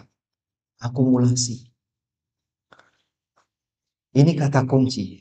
Jadi kalau mau jadi orang baik, perbaikilah sisa usia. Dan kita tidak tahu berapa sisa usia kita. Apa yang saat ini sedang kita jalani, hakikatnya adalah sisa usia kita.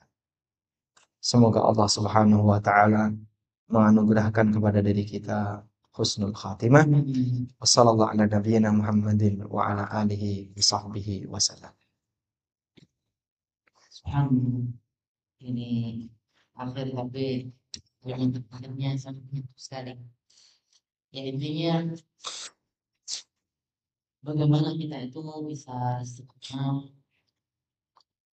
di atas kebaikan, di atas ketaatan, sampai akhirnya memasukkan kita dengan khatimah, dan itu wasiat Allah Subhanahu wa taala juga, Ustaz.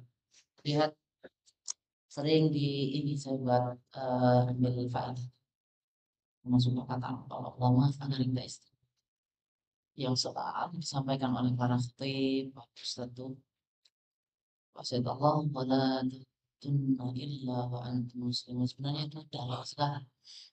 Ya, jangan sampai kita itu meninggal dunia kecuali dalam keadaan jazakallahu khairan atas dan alamin. Teman-teman yang antusias banget, luar biasa, semangat banget. Semoga saja panitianya ini juga semakin semangat dan amalnya diterima oleh Allah Subhanahu wa taala. Dan ini saya selalu berharap sekarang juga bisa menambah istiqomahan kita. Berikutnya, insyaallah taala ada pertanyaan.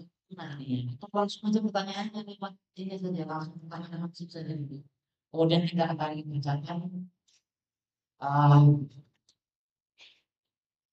Ini saya dulu yang bertanya ya. Ibu-ibu bisa jawab nggak? Bisa menyampaikan jawab? Siapin ini. Oh iya. Ada mikrofon. Ya, ini ada tulisan. Ada hadiah. Buku ini. Sudah ya? Nah, judulnya buku fikih Haid. Ada 2 buku ini. Dua-duanya untuk ibu-ibu. Nanti yang bisa jawab ya. Cara jawabnya gimana? Ada mikrofon. Coba cek mikrofonnya. Cek. Sudah disiapkan teman panitia yang Pak? Sudah. Oh, sudah. Sudah, baik. Pertanyaannya ya. Ini sudah materi ini sudah pernah saya sampaikan di kajian sebelumnya. Sebutkan 3 titik sengketa antara Nabi SAW dan orang musyrikin.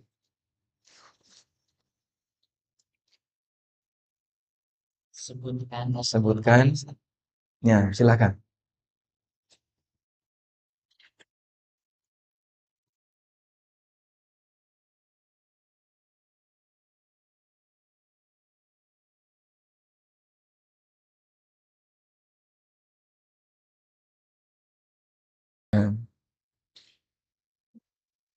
Yang pertama mengenai iman kehidupan setelah mati. Selanjutnya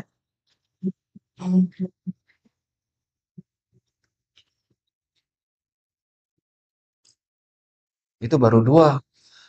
Tidak mengimani hari akhir sama dengan tadi yang pertama. Mengimani adanya kehidupan setelah kematian. Tidak mengakui Nabi SAW sebagai utusan Allah. Satu lagi.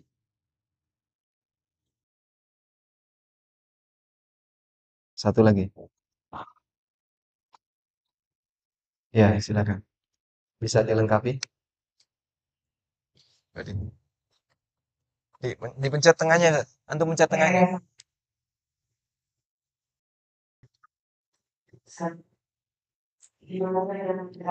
Nah.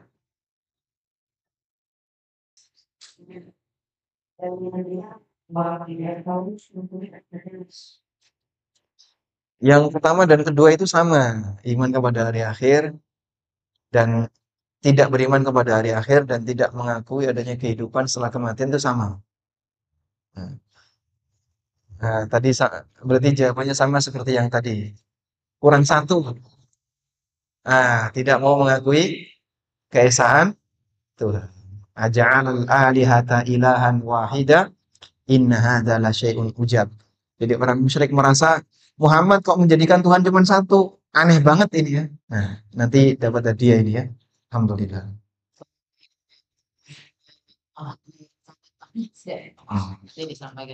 Baik, selanjutnya. Ini untuk ibu-ibu juga ya. Sebutkan teori 3N sebagai tips dalam belajar.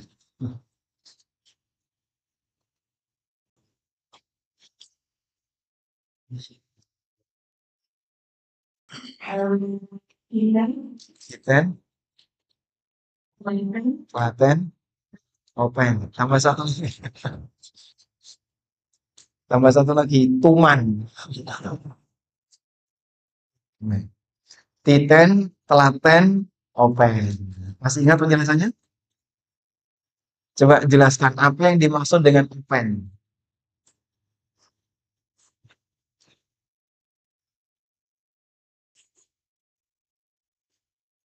Yang tadi jawab ya. Yang tadi jawab. Apa yang dimaksud dengan open?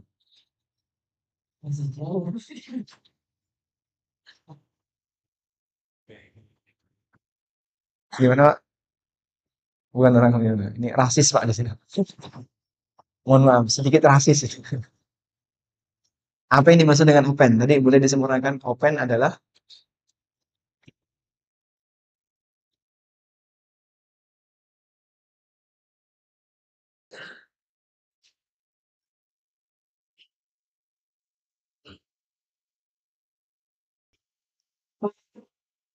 gimana?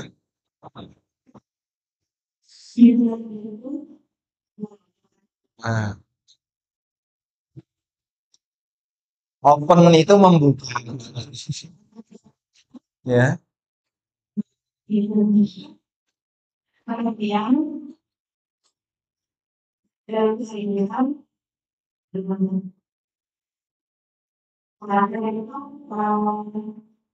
Insya Allah, alhamdulillah.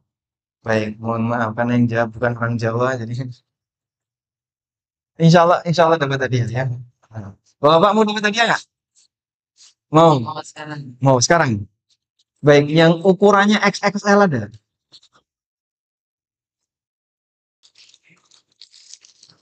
Ini kita sediakan.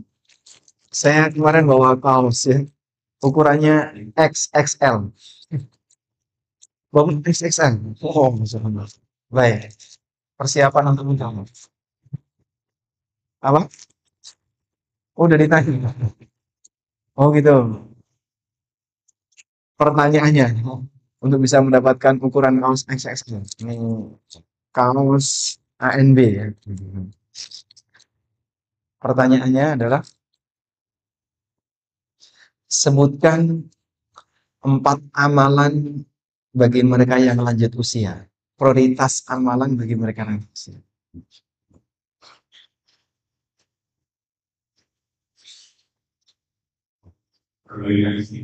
Perbanyak istighfar.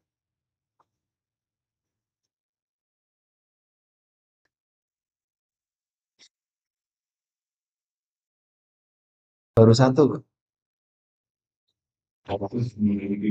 Fokus amalan pribadi.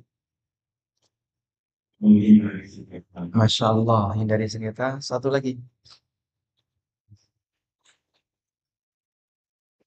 Nomor 3 ya. Masya Allah, betul ya. Makanya di sini XXL 3. Baik, yang ukuran XL banyak ya, banyak. Pertanyaannya, siapa yang duluan angkat tangan nanti dapat dan bisa jawab dapat hadiah. Pertanyaannya, sebutkan doa apa yang bisa kita baca untuk bisa istiqomah. Masya Allah. Mana Pak? Silakan panitia yang memilih. Panitia yang memilih. Oh, Dukhan. Dukhan XL apa XXL?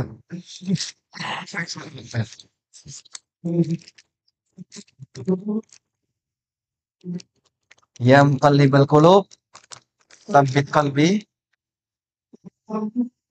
Masya Allah. Ada lagi? Masya Allah, dapat hadiah XN. Alhamdulillah. Cukup Ustaz. Cukup. Baik, langsung saja mungkin ada pertanyaan langsung saja. Di situ kita ini akan menunjukkan pertanyaan. Ada yang mau menyampaikan langsung? Langsung aja kita Silakan. di bapak-bapak. Waalaikumsalam.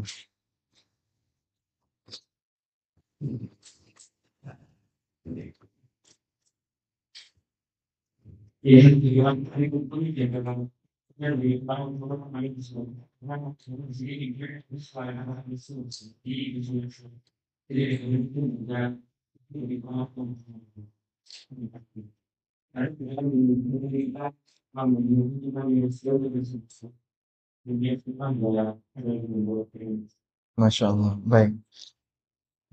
Baik, saya tidak tahu tentang seperti apa suasana sekolah yang ada di sini. Cuman secara umum ketika Bapak belum merasa percaya 100% dengan apa yang diserap oleh anak-anak Bapak ketika sekolah di sini, barangkali perlu ada komunikasi ketika Bapak sedang bersama mereka, mungkin pada waktu ngantar, pada waktu jemput, ditanya, tadi kamu diajarin apa? Tadi temenmu, kamu main sama siapa? Ngobrol tentang apa? Dan seterusnya. Nah, dari situ kita bisa ngukur kira-kira dia dapat pengaruh apa, baik dari sekolahnya maupun dari temannya. Kita bisa tahu ini baik atau buruk pengaruhnya setelah dia cerita. Nah, kalau sekiranya tiba-tiba muncul kata-kata yang hampir tidak pernah kita ajarkan. Kita nggak pernah ngajari kok cara berkomunikasi kayak gitu. Nah, sekarang kan ada banyak sekali ya bahasa-bahasa prokem baru gaya anak-anak Gen Alpha. Kalau bicara kadang nggak dipikir kan ya. Tiba-tiba kalau dia ngomong kayak gini, dia ngomong kayak gini. Oh, kamu dapat dari mana seperti itu? Dapat dari mana? Nah, orang tua jadi filter. Nanti kalau ada syubhat, orang tua melakukan kasyfu syubhat. Ketika ada pemikiran-pemikiran menyimpang, orang tua memberikan rududun alal mukhalafah. Bantahan untuk pemikiran-pemikiran menyimpang. Karena kalau tidak, ya kita yang membiayai ini anak, yang membesarkan ini anak, tapi yang ngisi ternyata orang lain. Kita yang membiayai, yang membesarkan, tapi yang ngisi ternyata orang lain. Sangat disayangkan. Loyalitas dia mungkin bukan kepada orang tuanya, tapi loyalitas dia kepada pemikiran dia yang lain. Pemikiran anaknya berseberangan dengan pemikiran orang tuanya, akhirnya anaknya nggak loyal sama orang tuanya. Maka mungkin bisa difilter dengan cara tadi, Pak. Komunikasi, kemudian tanya, di sana kamu dapat apa? Kamu dikasih pelajaran apa? Kamu tadi main sama siapa? Terus temenmu cerita apa ke kamu dan seterusnya. Nah, barangkali dengan cara seperti itu dia bisa menyampaikan. Nah, cuman masalahnya gini, kadang ada anak yang tidak bisa terbuka dengan orang tua. Dia lebih bisa terbuka dengan teman. Itu yang agak sulit. Caranya gimana, Pak? Biar membuat anak itu terbuka sama kita. Bapak coba menyelami hobi dia. Terus dibuat kita sehobi dengan dia. Anak kita senang apa? Oh, anak kita senang mancing ya, Pak. Wah, kancane mancing. Anak kita senang main apa misalnya? Main game yang masih bisa ditoleransi. Oh, game ini masih bisa toleransi. Tapi dia senang main tuh. Oh, Bapak coba ikut terlibat di sini. Tak kancani ini dolanan kayak gini. Nah, ketika Anda satu hobi dengan dia, belajar satu hobi dengan dia, mudah-mudahan nanti dia bisa cair dengan kita. Wallahu a'lam. Jazakumullah khairan. Mungkin dari yang lima biar satu-satu sebelum kita bacakan ini. Dari maju sebentar ya, karena ini pertanyaan di sini nanti boleh ikut ya, ya. Jadi juga kita dari mana? Silakan.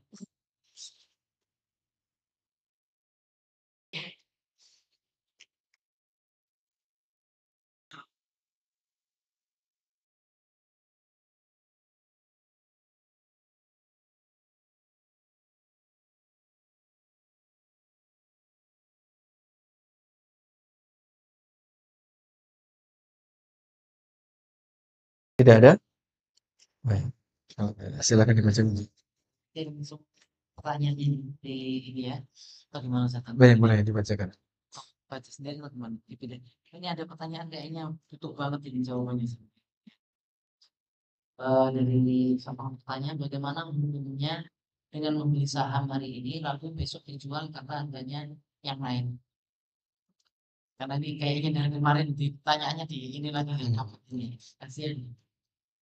Masya Allah. Nggak ada hubungannya tapi dari kemarin kali saya yang mau melanjutkan pertanyaan kemarin. Jadi ini kayaknya penting juga untuk ini. Baik. Pertama berkaitan dengan transaksi saham, ada banyak sekali turunan pembahasan yang dikaji oleh para ulama. Yang kalau boleh kita sebutkan, pertama dilihat dari tujuan pemain saham. Secara umum bisa kita bagi menjadi dua. Ada yang dia tujuannya adalah untuk dapat dividen. Sehingga dia beli saham, biar nanti dapat bagi hasil. Maka saat dia beli, tujuan dia disimpan, nanti biar dapat bagi hasil. Kalau kemudian dia sudah merasa bosan atau ingin uang, dia cairkan. Kemudian yang kedua, ada pemain saham yang tujuannya untuk trading. Sehingga yang dia perhatikan adalah naik turunnya harga saham yang ada di pasar.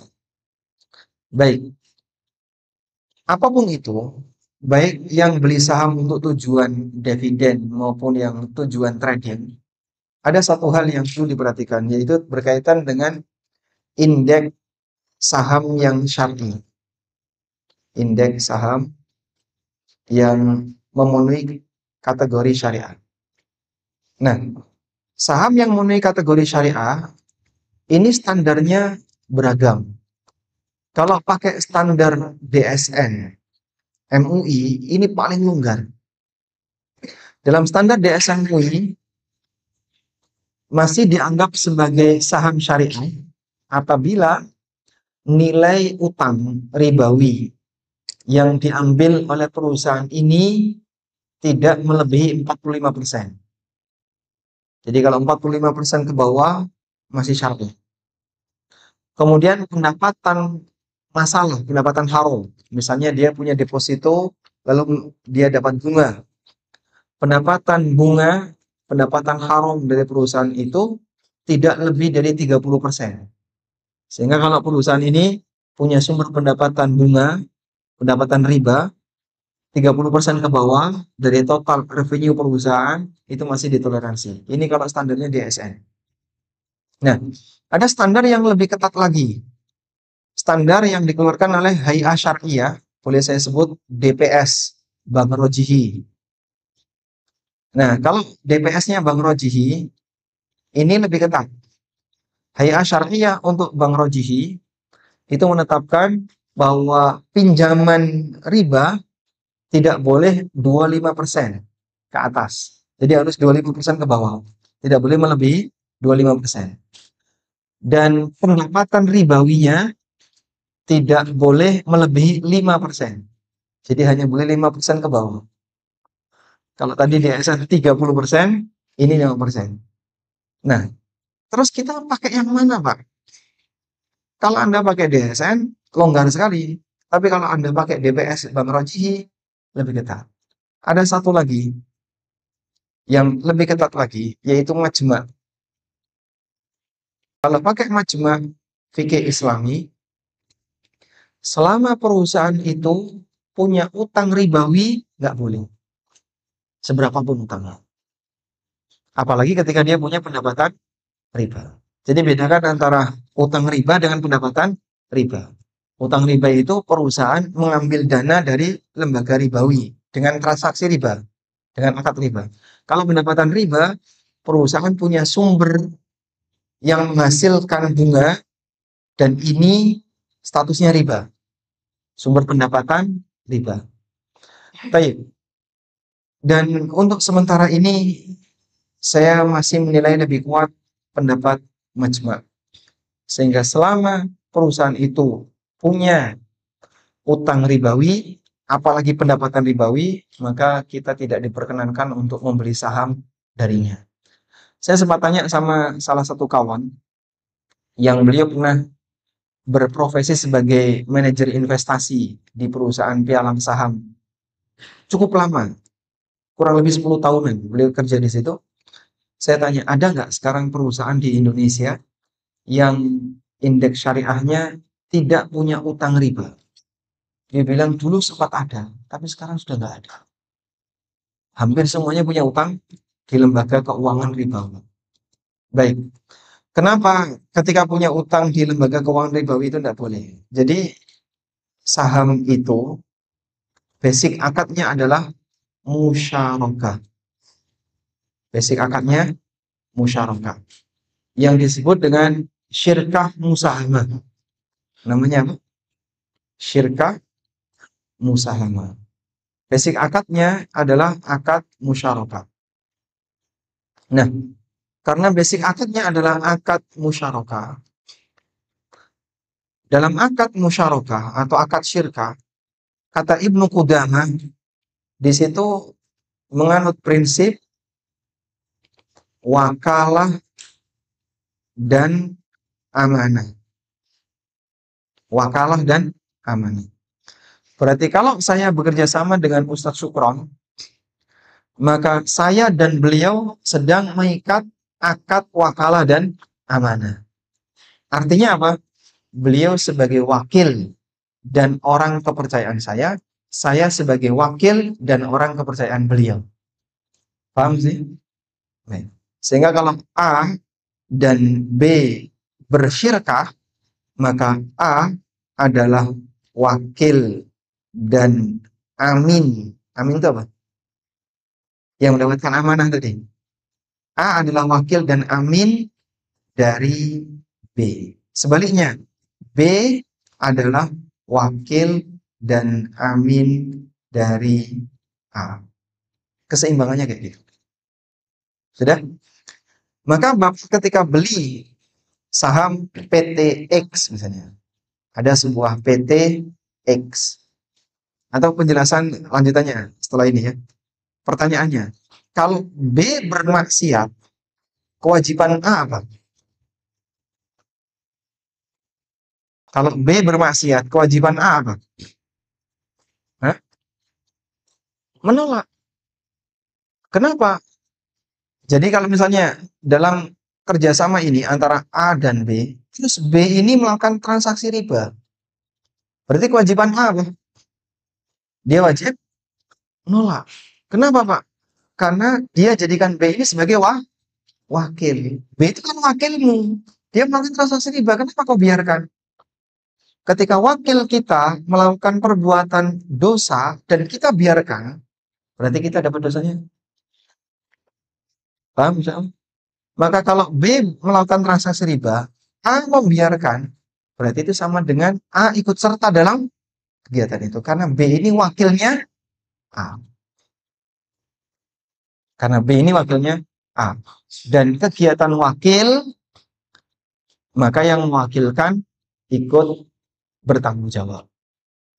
Kecuali kalau dosa pribadi. Kalau dosa pribadi, A tidak bertanggung jawab. Tapi kalau dosa dalam sistem usaha itu, A ikut bertanggung jawab. Insya Allah bisa dipahami? Baik. Nah, sekarang ada PT X. A ikut terlibat beli saham di PT ini. Berarti kan selanjutnya A dan PT X bekerja sama. Posisi A ikut beli sahamnya. Terus PT X bermaksiat. Ini melakukan riba. Dalam sistem kerjasama tadi. Dia punya utang riba. Ya, maka A jangan setuju. Terus gimana kalau nggak setuju? Ya kamu larang PT X untuk transaksi riba. Oh nggak bisa Pak, kita nggak punya kuasa kayak gitu. Kalau nggak punya kuasa ya jangan ada di situ. Kamu harus keluar. Itulah yang jadi pertimbangan kenapa ada ulama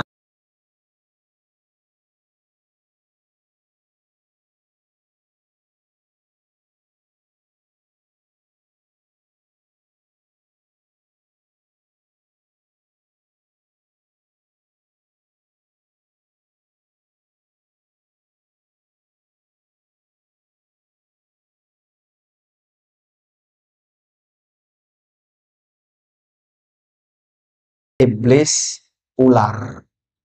Adam, iblis, dan ular. Begitu. Permusuhan kita, Adam, kepada iblis, itu permusuhan agama. Maka sepanjang ada agama, permusuhan itu akan bertahan selamanya. Permusuhan kita dengan ular, itu permusuhan karena naluri. Permusuhan karena naluri, yang disebut dengan adawah atau bi'iyah. Nah, permusuhan karena naluri seperti ini, memungkinkan dicabut oleh Allah. Ketika permusuhan naluri ini sudah dicabut oleh Allah, hilang. Maka di akhir zaman, anak-anak bermain ular, dan tidak saling menyakiti. Kejadian kapan itu? Di akhir zaman. Sehingga permusuhan ini bisa hilang. Karena nalurinya dicabut oleh Allah. Dia bukan musuh kamu lagi. Sehingga anak-anak bermain dengan ular di akhir zaman. Baik. Maka permusuhan karena agama. Saya sama dia nggak cocok. Kenapa, Pak? Karena dia sama saya beda keyakinan. Dia suka klenik. Dia suka nyembah kuburan misalnya. Dia suka melakukan penyimpangan seperti itu. Maka saya nggak cocok. Yaitu nggak cocok selamanya. Walaupun mungkin dalam urusan dunia mereka masih berinteraksi. Wallahu a'lam.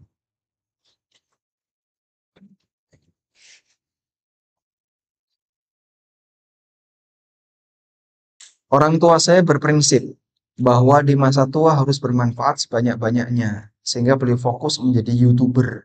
Masya Allah.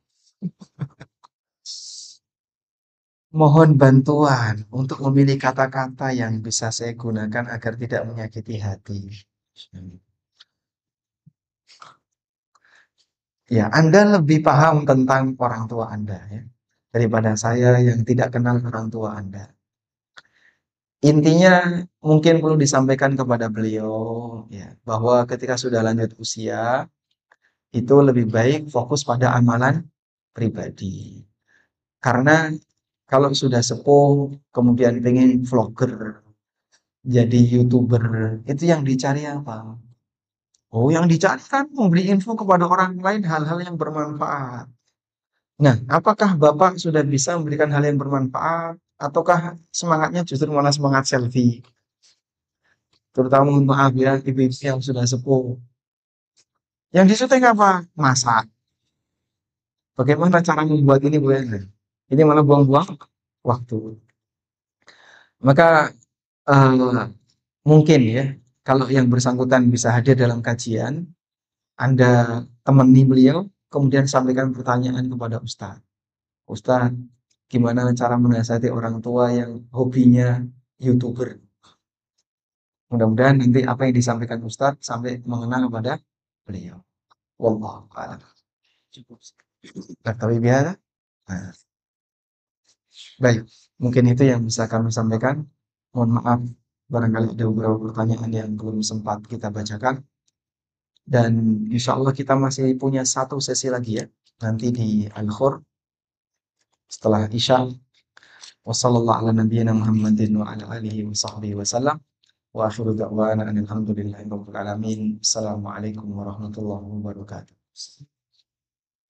Teman-teman sekalian dan juga ibu sekalian, kalau dari situ pada menerima saja harus potongan nanti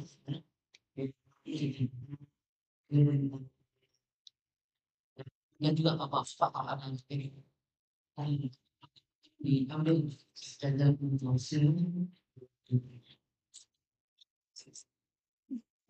ini anak sekarang manitia ya hadiahnya nih